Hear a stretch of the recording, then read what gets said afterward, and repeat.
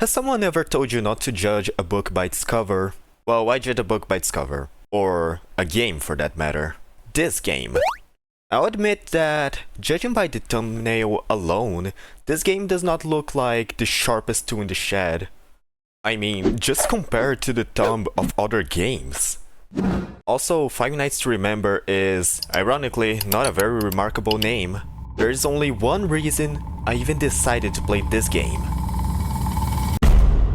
Now we're talking.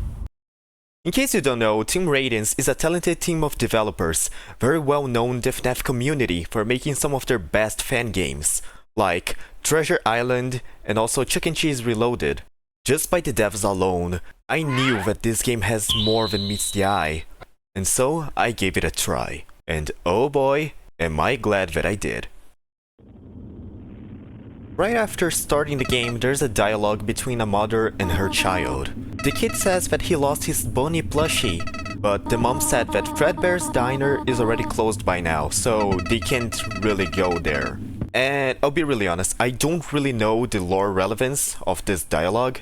I am more of the gameplay guy, not the lore guy. And after that we get a very typical FNAF menu screen. Yes, very nice. And going to new game, we see the help wanted ad. What could go wrong?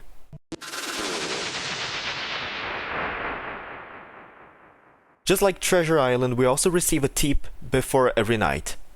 The night starts with a phone call, just like usual. But two things.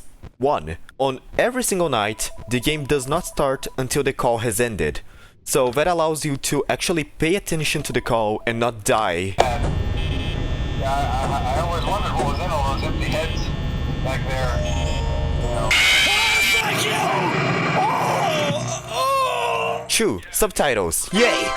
Anyways, in the call, Phone Guy tells us that a new company bought Fredbear's Family Diner, and it is going through a rebranding. And then he explains the mechanics. As usual, you can use the cameras to monitor the animatronics. In particular, in camera 2 there's a music box. Oh no, not again. And yes, you have to rewind it, because there is a certain animatronic that gets pretty rowdy when you forget to rewind. On the first night, besides the music box, the only threat is Bonnie. He will make his way to the office until he gets to your right door.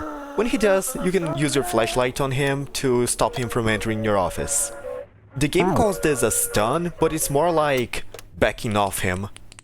But you cannot keep stun locking him forever, because eventually he will begin to come back faster and faster, and eventually he will get inside your office. And when he does, he will not attack you. You have to play a tape to send him back to the stage. You cannot rewind the tape, so you should stun the animatronics as much as you can. Although in later nights, I used it a lot, and I never ran out of tape. So I guess it's a pretty long song. After every night, we also play this minigame. It is a very simple one, just avoid purple items and get as many points as you can.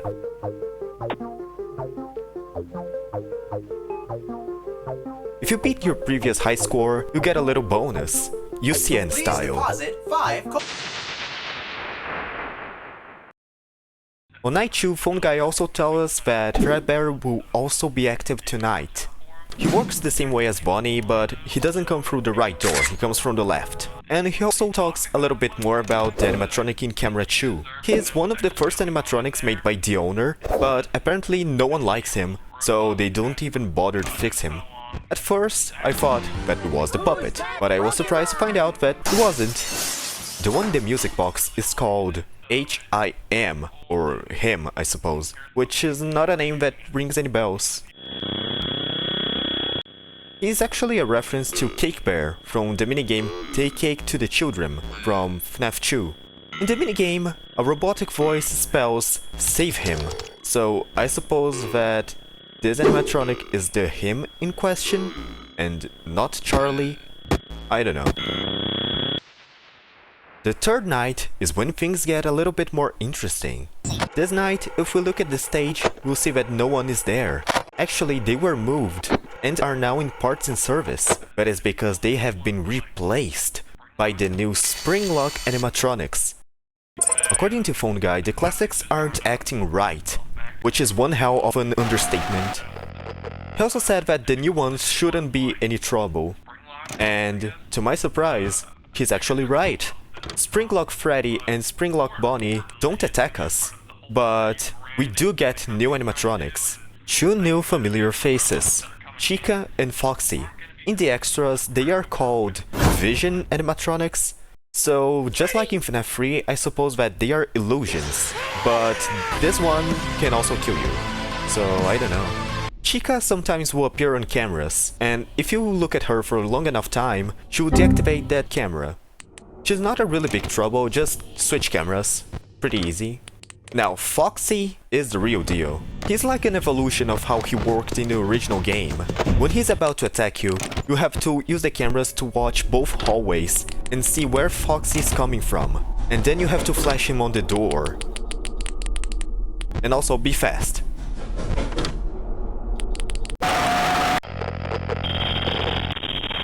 Hey, if you're enjoying the video so far, why don't you like and subscribe? It costs nothing to you and helps me more than you think.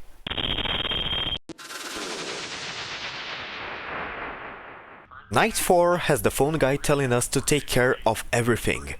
Because by the end of the week, there's going to be a birthday party! Wait, why does that sound familiar?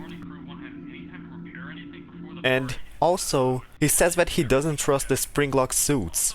Which, I mean, fair enough. This night, we are introduced to the other two animatronics that were missing. Vision Freddy and Vision Bonnie. Freddy will appear on one of your doors, and you know that it's him because he has glowing eyes. If you flash him, he will deactivate your flashlight temporarily. Since this game has no battery, I used to always flash both doors after using the cameras, and Freddy really punished me for that. Now, Bonnie is pretty unique. You see that monitor on your left?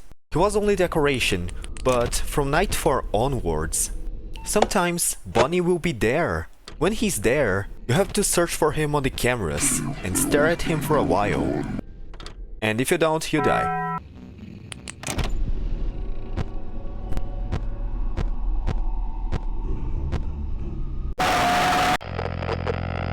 I'm not gonna lie, this night was absolutely insane. I don't even know how to explain, but it was so much more harder than I expected. I even thought that this was night 5. So I'll give you guys some big brain pro gamer tips. 1. Bonnie only appears on these 4 cameras, so you don't have to check all of them. 2. If either Yellow Bonnie or Fredbear is in one of the doors, the other one will not attack you. Like here, Bonnie is in my right door, and Fredbear is just waiting for Bonnie to go back to the stage before he can get to my door. 1 hour later. Hello there. 3. Sometimes you have more than one Fred at the same time, so you have to know which one of them you should prioritize.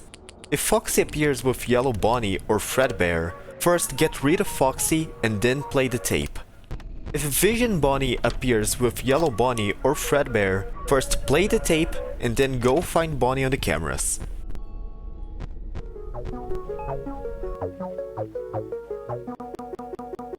The minigame for night 4 glitches at the end. Suddenly, we're playing as Yellow Bonnie, following Shadow Bonnie. And then we find... well, you can see what's happening. And oh boy, is that a sign for what's to come.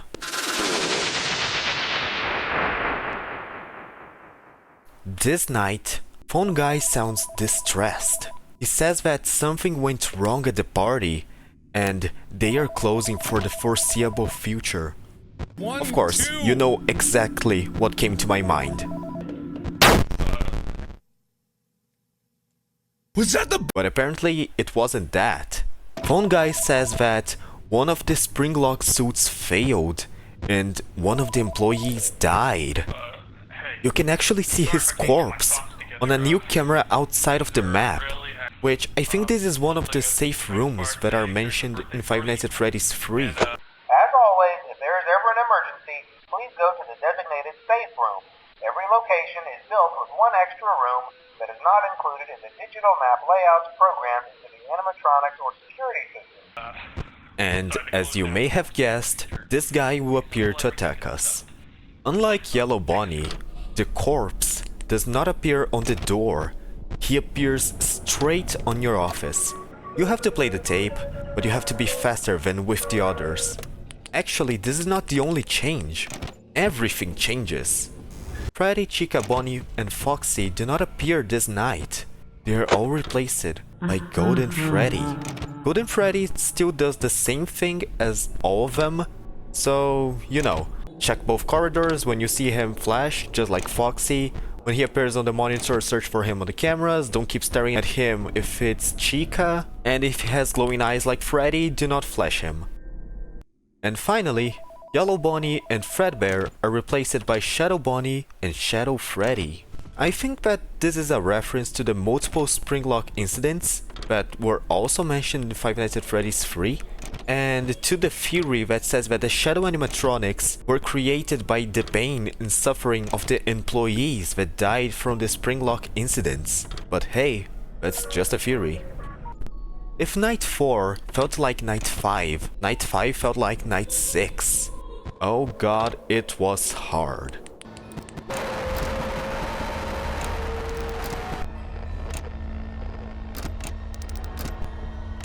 After mastering and honing my reflexes, I managed to pass the night.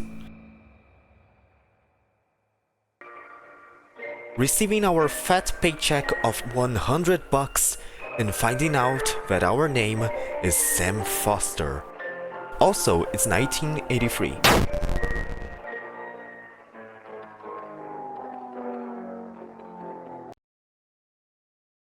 Overall, this may be one of the best FNAF fan games ever made. Even though the character models are very simple, the use of light and shadow makes them much scarier. The mechanics are very well thought. I especially like how much you use the cameras. It is very challenging without being unfair, and most importantly, the game is fun. But what do you guys think? Do you like the game? Would you like me to review another game? Tell me in the comments, and hopefully I'll see you next video. Until then,